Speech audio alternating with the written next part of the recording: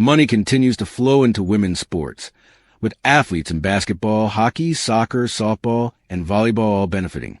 But tennis still leads the way, thanks to rising prize money and major endorsement deals that WTA stars consistently attract. In 2025, the trend remains the same as Aryna Sabalenka, Iga Swiatek, Coco Gauff, and other top tennis players dominate the list of the highest-paid female athletes. Sportico has released its latest list of the top-earning women's athletes. Once again, tennis players dominated the rankings. 10 of the top 15 highest-paid female athletes in 2025 came from tennis. Coco Gauff led the field with an impressive total.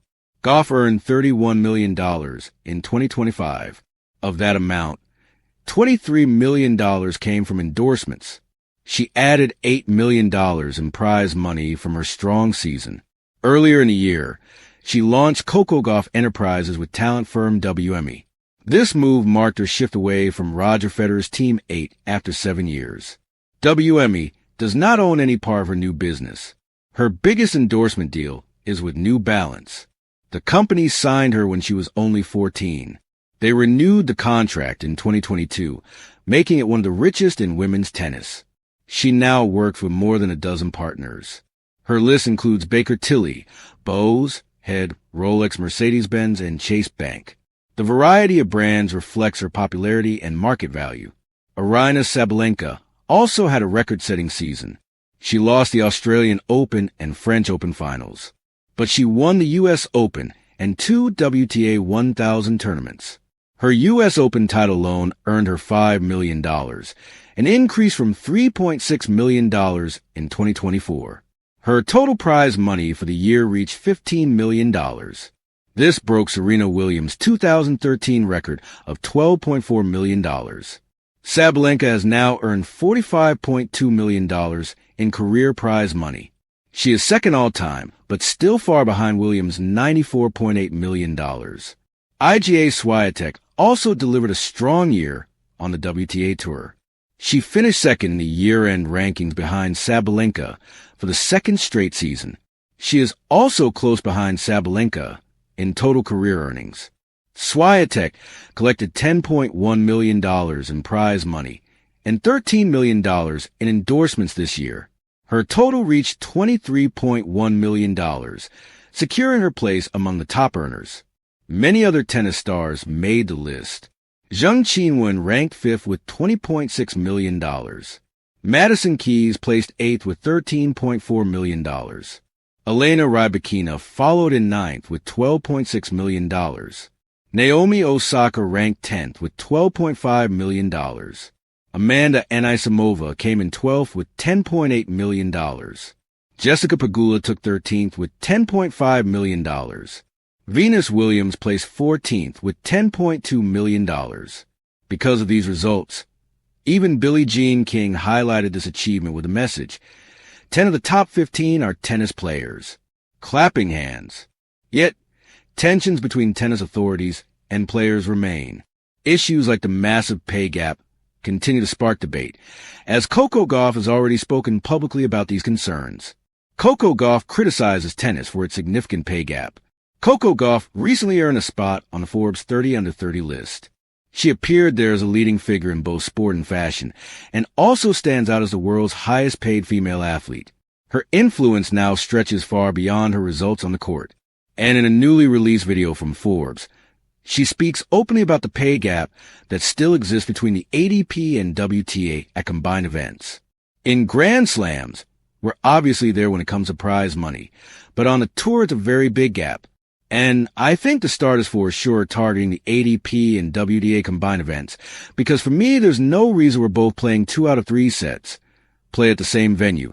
And sometimes there are female players like me, Aryna Sabalenka, Iga Swiatek, just Pegula, who are selling out some of these stadiums more than some of the other guys, and they're getting paid way more. While Grand Slams offer equal prize money, most other tournaments do not. Even at events hosted together, men often receive higher payouts. This structure has frustrated players for years. Gauff has chosen to challenge it directly. Even after she reached the China Open semifinals, she spoke again about another issue, She called attention to the ongoing revenue-sharing debate between top players and Grand Slam organizers. She chose not to avoid the topic or soften her message. For the long run of our sport and kind of the whole ecosystem, Gauff's message I think that it's really important. More players have begun to echo her concerns. With the 2026 season approaching, many wonder what will happen next.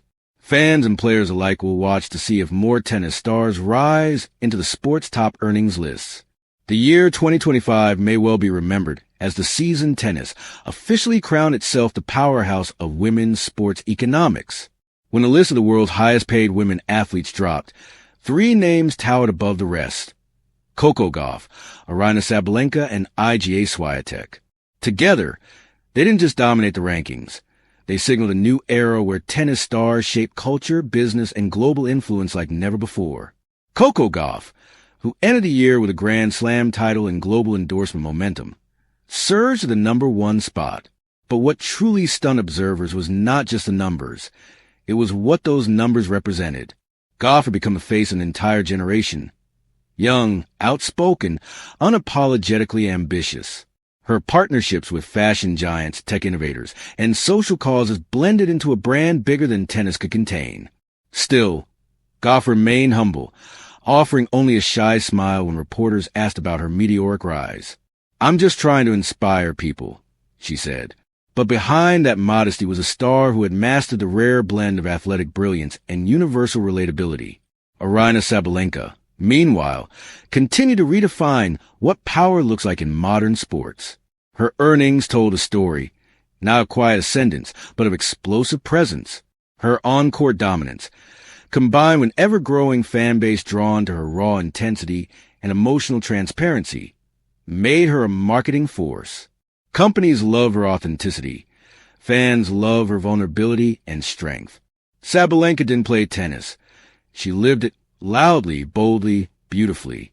Her place in the top earners came as no surprise.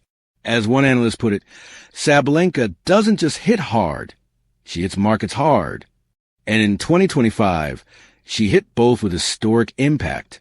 Then there was Iga Swiatek, the quiet storm who had long been the sport's analytical, composed, and quietly charismatic star. If Gauff was a cultural phenomenon and Sabalenka the emotional powerhouse, Swiatek was the architect.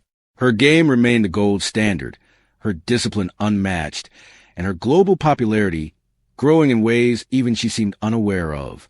Brands aligned with her precision, her mindfulness, and her calm.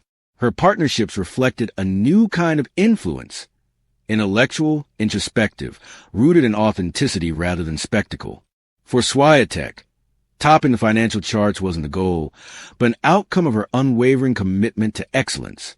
What made 2025 extraordinary wasn't just their individual success. It was what they achieved collectively. Never before had 3 tennis players commanded such financial power, overshadowing stars from soccer, basketball, golf, and even entertainment-driven sports. It marked a shift. Tennis wasn't just a sport. It was a global stage for women's athletic stardom. From sold-out stadiums to soaring TV deals, from fashion crossovers to viral digital movements, Gauff, Sabalenka, and Swiatek proved that women's tennis wasn't riding a wave. It was the wave. Together, they didn't just top the highest-paid list. They redefined what it means to be a superstar in 2025. Thank you for watching. Please don't forget to hit the subscribe button, like and share. Till next time,